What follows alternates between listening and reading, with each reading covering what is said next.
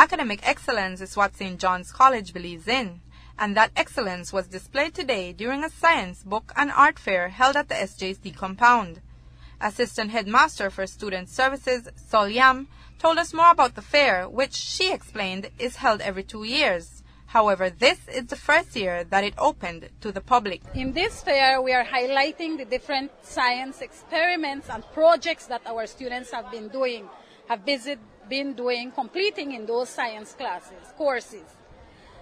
In the art center, it's very important that our students develop an appreciation for art, for culture.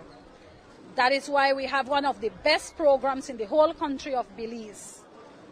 When we look at the book fair, we'll have to look at literacy in Belize. We have different activities taking place today.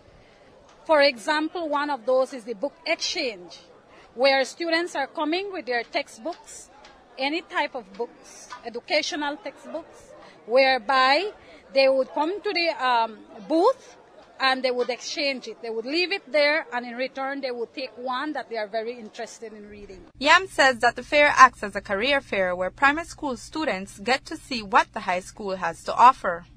Head of the Science Department at SJC, Jocelyn Osweta, told Love News that the Science Fair actually helps to prepare students for the National Science Fair, which will take place in Cayo this year. The goal of the Science Fair, we have our team, innovative minds, creative inventions, transforming Belize one idea at a time.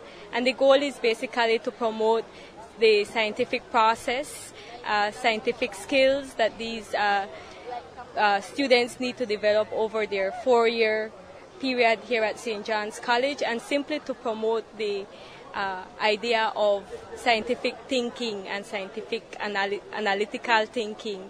The scientific process basically goes through a series of steps where they have to come up with a problem in the form of a question. They then devise a hypothesis, and then from the hypothesis they design an experiment, and they carry out their experiment where they then collect ample sample of data. And what they are able to do with the data or the results is then analyze their results, and then they come up with a conclusion.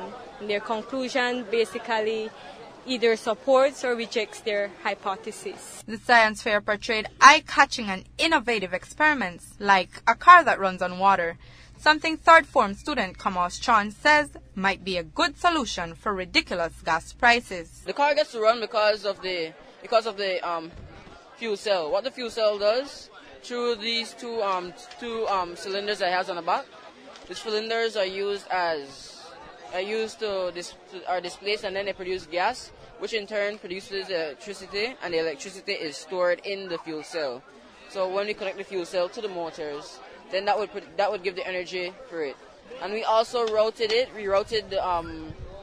fuel cell so that it could also charge some batteries, and then the batteries that we use, we noticed after we used the galvanometer to test the voltage, we noticed that it had some weird voltages, like it went up. Some it went from 1.7 to 2 at times, when the regular voltage would be about 1.5. And if you're worried about acne, this group showed us that you don't need top-of-the-line products.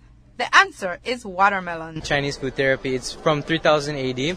It basically states that foods have different energies, cold and heat energy, as well as your body. You have a balance within your body of cold and heat energy. When you add different energies into your bodies, it has different effects on the body itself. So then we turned this and we wanted to see how watermelon, and a very popular treat or snack in our school, could affect acne in our own student body.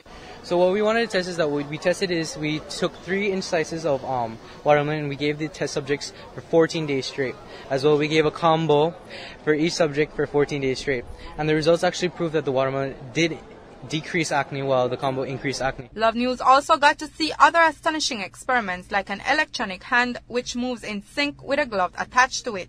Experiments were presented to a panel of judges, and Darnell Sterling, one of the judges, told us what criteria they were looking for. We are looking at the knowledge of the scientific principle.